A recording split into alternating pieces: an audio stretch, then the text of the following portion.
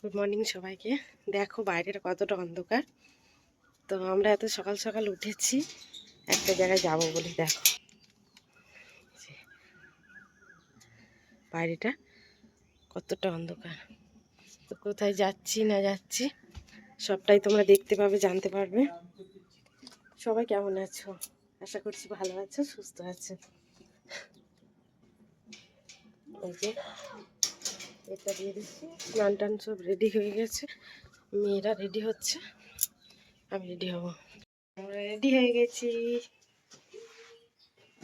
সবাই রেডি হয়ে গেছে।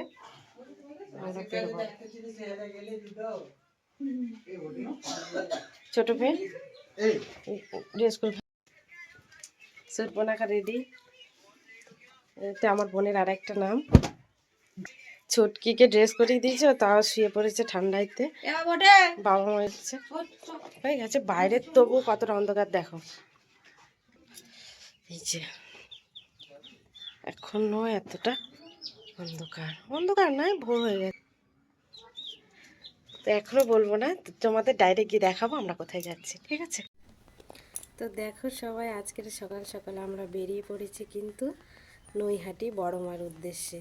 তো শুনেছি বড় মা নাকি সবার মনস্কামনা পূরণ করেন। তো আমরা অনেক দিন থেকেই ভাবছি যাব যাব, কিন্তু ওই যে বলে না, মা না ডাকলে কেউ সেখানে যেতে পারে না। তাই আজকের বোধহয় মায়ের জন্য আমাদের ডাক এসেছে, সেই জন্য আমরা চলে গেছি নৈহাটিতে বড় মার কাছে। তো তোমরা বুঝতে পেরে গেছো, আমরা গিয়েছিলাম বড় মার মন্দিরে পুজো দিতে নৈহাটিতে। তা ওখানে গিয়ে একটা বাজে ঘটনা ঘটে গেল। আমরা পুজো টুজো দিয়ে ফিরছি, তখন কোনো ভিডিও করতে পারিনি। মানে ওখানে খুব জ্যাম ছিল, ভিড় ছিল। সেই জন্য দেখো আমাদের সবারই মনটা একটু খারাপ। এত লাইভ করে গো এদের নামে এসে, এখানে এসে মানে এত বড় মন্দির, ঠিক আছে, এত ভক্তরা এত দূর দূর থেকে আসে, কিন্তু এখানে গাড়ি রাখার কোনো ব্যবস্থা নেই, এখানে পার্কিংই নেই, ঠিক আছে। তো এই নিয়ে একটু ঝামেলা হচ্ছিল, তো সেই জন্য ওখানে কোনো ভিডিও অন করা হয়নি। তো কি হয়েছে না হয়েছে আমি পরে ডিটেলসে বলবো। তো দেখো এখন এই বাড়ি ফিরছি, অনেকটা বেলা উঠে গেছে। চলো, কিছু ঘুম পাচ্ছে। তো দেখো আমরা হাইওয়ে মাঝখানে দাঁড়িয়েছি চা খাবো বলে। আমরা চা খাবো না, বাবা আর মেঘনার বাবা খাবে, এদিকে দাঁড়িয়েছে। আর এদিকে আমরা সব বসে আছি, মা, আমি, মেঘনা সব বসে আছি। আমরা এখান থেকে যাবো একটু হাজরাকালী মন্দিরে, ওখানে পুজো দেবো, দিয়ে তারপর বাড়ি ফিরবো। মানে একটা জায়গায় একটা ভক্তি নিয়ে গেলে সেখান থেকে মন খারাপ করে ফিরলে কেমন লাগে বলো তো? তো ঠিক আছে, চলো আমরা চা খাবো না, রাস্তাটা দেখ। না না, লম্বু টম্বু খাবো না, কিছু খাবো না। তোমরা ওদের চাটা খেয়ে আর চলে আসতে বলো। তুমি চা খাবে, তুমি কি খাবে? আরে লম্বু খাবো না রে বাবা। তুমি না, আমি খাবো না। তুমি যদি বিস্কুট খাও। সবাইকে লম্বু খাওয়াই বল, কে একটু পরে।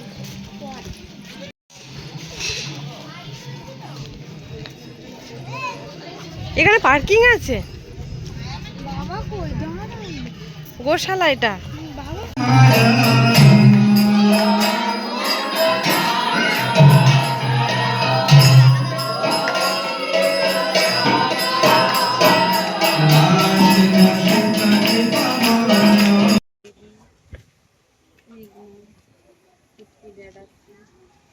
হাজরাকালী মন্দিরে, মন্দিরটা দেখে না মন্দির বন্ধ হয়ে গেছে, আজকাল পুজো হচ্ছিল, অবস্থা কি। চলো, এই যে এরা ছবি তুলছে, মুখগুলোর অবস্থা কি হয়ে গেছে। সেই সকালে বেরিয়েছি, এখনো পর্যন্ত ঘুরছি। দেখাও দেখাও, এই দুটো ভিখারি, এই যে দুটো ভিখারি, এই যে এরা ছবি তুলছে। আর বাইরেটা তোমাদের মন্দিরটা দেখাচ্ছে ভালো করে, দেখো এইখানে দুটো হায়রাতলার ভিখারি। মন্দিরটা সামনে থেকে দেখো কত সুন্দর। মন্দিরের কাজ আরো হচ্ছে এদিকে, তো তোমাদের দেখাচ্ছি। দেখো যে কত সুন্দর মন্দির। মুখ বন্ধ, চুপ করে বল। চলো আমরা দেখবো। এই দেখো এত দুপুরবেলা কোথাও দেখবি বাড়িতে খাওয়া দাওয়া করা যাবে না, হোটেলে দেখো কোথাও কিছু খেয়ে সবজি ভাত খেয়ে বাড়ি যায়। প্রমোশনাল কল আসছে ফোনে। আগে ঢুকছি বাইরের একটা লোক অন্ধকারের মধ্যে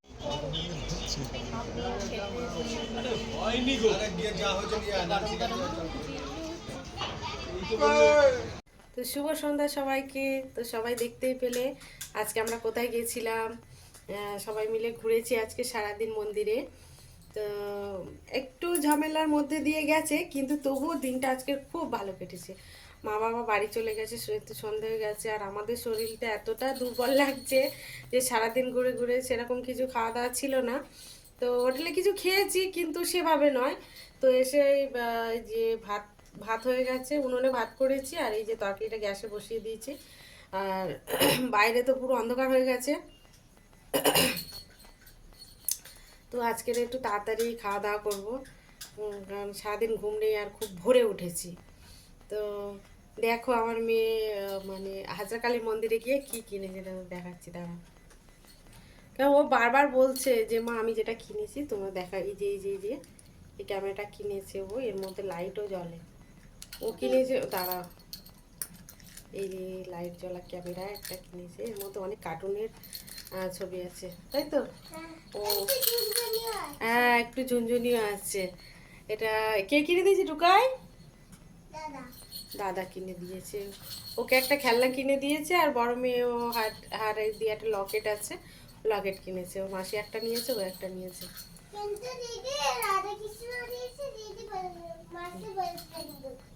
আচ্ছা ঠিক আছে, তো আসছি একটু পরে, হ্যাঁ। তো দেখো আমার রান্নাবান্না সব কমপ্লিট হয়ে গেছে, আমি একটু ফ্রেশ হয়ে বসলাম তোমাদের সাথে কিছু কথা শেয়ার করবো বলে। সবাই চুপ করো।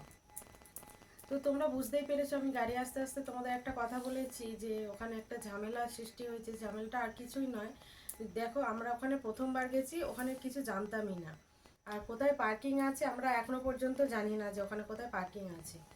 যারা ট্রেনে করে যাবে, এমনি গাড়ি ভাড়া করে যাবে তাদের জন্য ঠিক আছে, কিন্তু প্রাইভেট গাড়ি থাকলে যাওয়াটা খুব সমস্যার ব্যাপার। কারণ আমরা ওখানে যখন গাড়ি নিয়ে প্রথমে গেছি তখন প্রত্যেকটা দোকানদার বলছিল যে আমার দোকানের সামনে গাড়ি রাখুন, দোকানের সামনে গাড়ি রাখুন, এরকম করে সবাই মানে গাড়িটা নিয়ে এগোতে দিচ্ছিল না। ওরা বারবার বলছিল আমার দোকানের সামনে গাড়ি রাখুন। তো দেখো আমরা যেহেতু ওখানে জানি না, প্রথমবার গেছি, এবং যারা যারা অনেক বড় বড় ইউটিউবার আছে তারা গেছে, অনেক ঝামেলার সৃষ্টি হয়েছে, সেসব ভিডিওগুলো দেখেছি। কিন্তু বিশ্বাস করো অতটা সিরিয়াস নিইনি, ভেবেছি হয়তো বড় বড় গাড়ি যায়, গাড়ির পার্কিং তো আছে, ঠিক আছে। তো আমরা ওখানে গেছি, যাওয়ার পরে এরকম কয়েকটা দোকানদার এরকম বলছে। তো যত এগিয়ে যাচ্ছি তত ভিড়টা আরও বাড়ছে বলে, তো একটা দোকানদার বললো দাদা আমার দোকানের সামনে গাড়িটা রাখুন, যে কোনো অসুবিধা হবে না। তো সেই জন্য আমরা তার দোকানের সামনে গাড়িটা রাখলাম। গাড়িটা একদম রাস্তার ধারে রেখেছি, যে রাস্তাটা চওড়া ছিল রাস্তাটা ধারে রেখেছি। রাখার পরে যেহেতু আমরা অনেকটা তাড়াতাড়ি গেছিলাম, তো ওখানে গিয়ে লাইনটা ঠেলতেই যতটা দেরি হয়েছিল, ঠিক ততটা পুজো দিতেই ততক্ষণই আমরা মন্দিরের ভেতরে ছিলাম। তারপরে আমরা টানা কেটে বাইরে আসছি যেই, তো বাইরে আসার পর ওখানে কিন্তু পুলিশ টুলিশ সবই ছিল। পুলিশরা মানে ওনাদের ব্যবহার যথেষ্ট ভালো ছিল, ওনাদের কিছু বলার নেই। কিন্তু ওখানকার যারা ভলেন্টিয়ার ছিল বা ওই লোকগুলোকে কে আমরা অত চিনি না, হঠাৎ করে দেখি আমরা যখন বাইরে বেরিয়ে আসছি তখন ওরা এসে এমন টোনে কথা বলছে, ঝামেলা সৃষ্টি হয়েছে এরকম বলছে। মানে এরকম বলছে আমাদেরকে যে হ্যাঁ এতবার করে মাইকিং করা হয়েছে, তোমরা কি শুনতে পাচ্ছ না, গাড়িটা এখানে রেখেছো, জানো গাড়িটার কেস দিলে কত টাকার কেস হবে, মানে এরকমভাবে চড়াও হচ্ছে আমাদের উপরে। এবার আমরা বলছি আমরা তো মানে এসব ব্যাপারে জানি, বলছে না আমরা মাইকিং করেছি। কিন্তু বিশ্বাস করুন ওখানে আমরা বাইরেও লাইন দিয়ে অনেকটা টাইম দাঁড়িয়েছিলাম, ভেতরেও ছিলাম, কখন যে মাইকিংটা হয়েছিল আমরা শুনতেই পাইনি। আর আমরা একটা দুটো লোক জানি তো, আমরা অনেক কজন মিলে গেছিলাম। বাইরেও শুনতে পাইনি যে মাইকিং হয়েছে, কিংবা ভেতরেও শুনতে পাইনি মাইকিং হয়েছে। এবারে ওনাদের কথাবার্তার ধরন এত বাজে, এত খারাপ, যে ওখানটা ওদের সঙ্গে আর মুখ লড়ানো যাচ্ছিল না। সেই জন্য ওই যে দোকানদারটা ছিল উনি একটু সহযোগিতা করলো। পরে ওরা মানে ওখান থেকে আমরা ভেবেছিলাম একটু গঙ্গার পাড়ে বসবো, ওখান থেকে একটু গঙ্গার জল নেবো, তো সেসবগুলো আর হলো না। ওখানকার এই খারাপ পরিস্থিতির জন্য আমরা সঙ্গে সঙ্গে কোনো রকমভাবে গাড়িটা ব্যাক করার সময়ও ঝামেলা, মানে গাড়িটা ওখান থেকে ব্যাক করা যাচ্ছিল না, দুদিকে দুপাশে লোক, মানে ভিড়, এত করে হর্ন দেওয়ার পরে মানে কেউ কথা শুনছে না, মানে এরকম একটা খারাপ পরিস্থিতি তৈরি হয়ে গেছিলো। তারপরে কোনো রকমভাবে আমরা গাড়িটা ব্যাক করলাম, ব্যাক করে বাইরে চলে আসলাম। তবুও যে আমরা বাইরের দিকে গাড়ি নিয়ে এসেছি, তারপরে একটা গলি জাস্ট ক্রস করেছি, তারপরে একটা ভদ্রলোক বাইক নিয়ে দাঁড়িয়ে ছিল। তো উনি জিজ্ঞাসা করেন যে এই গাড়িটা কার আপনার? তো আমরা বললাম হ্যাঁ। বলছে, উনি আবার এরকম বলছে যে একবার গিয়ে চেক করে নেবেন যে এই গাড়িটাতে কত টাকা কেস এসছে।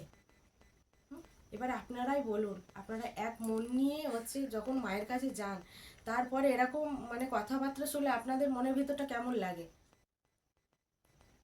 তো সেই জন্য মানে আমাদের মনটা খুব খারাপ ছিল, তাড়াতাড়ি করে বেরিয়ে এসেছি। তো ওই জন্য বলছি যে যারা যারা প্রাইভেট গাড়ি নিয়ে যাবেন, একটু দেখে শুনে একটু ভেবে চিন্তে নিয়ে যাবেন। তো আমার মনে হলো এই কথাগুলো বলা উচিত, তাই বললাম। তো আদারওয়াইজ ভিডিওটা কেমন হয়েছে আপনারা জানাবেন।